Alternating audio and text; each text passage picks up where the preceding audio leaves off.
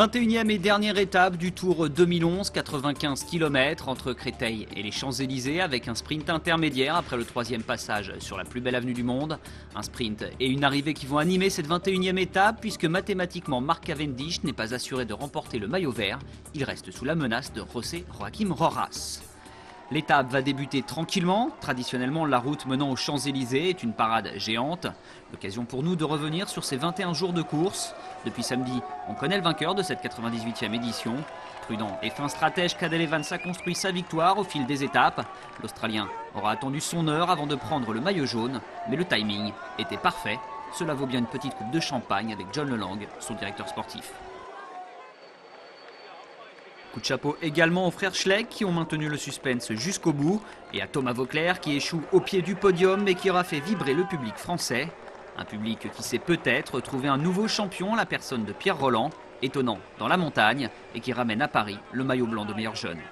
Mention spéciale également aux Norvégiens du peloton, Hushovd et Boasson-Hagen. Ils ne sont que deux mais auront largement animé cette grande boucle, tout comme les Hougerland, Gilbert, Van Endert, Roras ou Contador.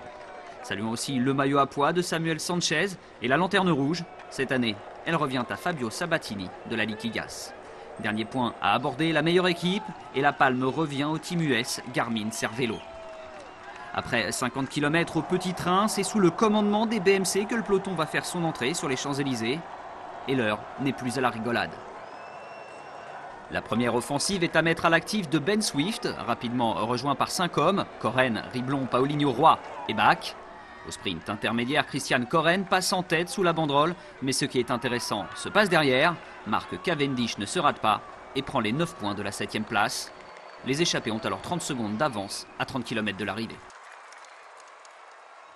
À la cloche, les hommes de tête n'ont plus beaucoup d'avance, place à l'explication entre les sprinters.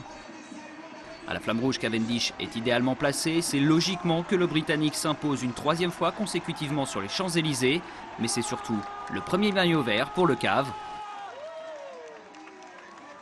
Pierre Rolland est consacré meilleur jeune. Samuel Sanchez, maillot à pois. Evans, lui, peut laisser exploser sa joie. Il est le premier Australien à remporter le Tour de France.